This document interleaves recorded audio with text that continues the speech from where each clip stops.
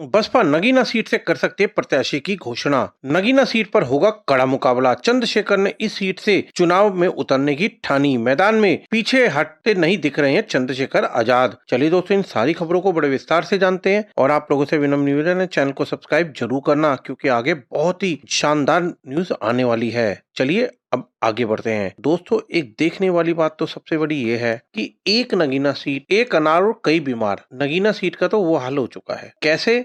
अब जरा थोड़ा सा विस्तार से समझते हैं। इसमें नगीना सीट के चक्कर में सपा के साथ जुड़े हुए थे चंद्रशेखर आजाद। तो सपा ने क्या किया, यहाँ पे अपना प्रत्याशी घोषित कर दिया। अब रह गए चंद्रशेखर आजाद अकेले। तो उधर से बसपा ने भी अपना प्रत्याशी घोषित कर दिया, मतलब करने वाले हैं वो भी। और इधर चंद्रशेखर आजाद तो, और चौथा बीजेपी का प्रत्याशी। तो सोचने वाली बात है कि एक सीट पे चार की, मतलब कई जगह तो दुकोणीय, त्रिकोणीय, यहाँ तो चकोणीय, मतलब आपस में इतना जबरदस्त कंपटीशन होने जा रहा है इस सीट पर। तो दोस्तों बने रहिएगा बहुत अच्छी तरीके। नगीना सीट लोकसभा पर चुनाव धीरे धीरे दिलचस्प होता जा रहा है। आजाद समाज पार्टी संस्थापक चंद्रशेखर आजाद ने इस सीट से चुनाव में उतरने की तो ठान ही ली है। उन्होंने सीट के समीकरण और प्रत्याशियों के मन को टटोल लिया है। पार्टी नेताओं ने भी उन्हें चुनाव में उतरने की तो सलाह दे दी है। बसपा सीट भी नगीना से प्रत्याशी की घोषणा कर सकती है और नगीना सीट में पर वंचित समाज और मुसलमानों का गठजोड़, तीनों में से दो चुनाव में भाजपा पर हावी रही है। आमतौर पर यह मुकाबला भाजपा, बसपा और सपा के बीच रहता है, यानी कि त्रिकोणीय मुकाबला।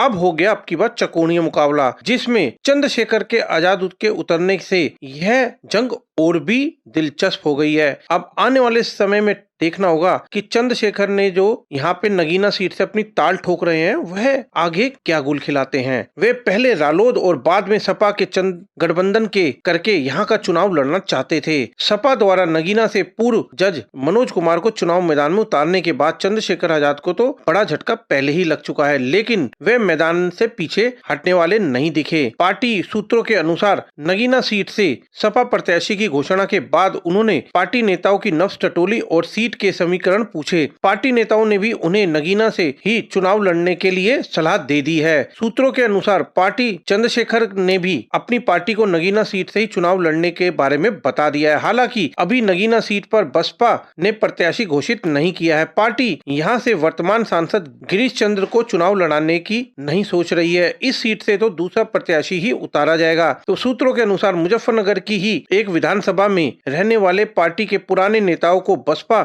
नगीना से टिकट थामने जा रही है। आज प्रत्याशी की घोषणा हो सकती है। तो दोस्तों, देखने वाली बात तो ये भी होगी कि अगर चंद्रशेखर आजाद यहाँ से चुनाव लड़ते हैं तो उनके लिए बहुत ही कांटे की टक्कर होगी, उनका जीतना आसान नहीं होगा। तो आम जनता की राय में जो कईयों से मेरी भी बातचीत हुई है अनऑफिशियली, तो उन्होंने भी यही कहा है कि चंद्रशेखर आजाद को अपनी सीट को बदलना चाहिए और देखना चाहिए कहाँ पे कंपटीशन उनके लिए थोड़ा हल्का है, उस हिसाब से अपनी सीट को चुनना चाहिए, क्योंकि जीतना सबसे बड़ा मकसद है।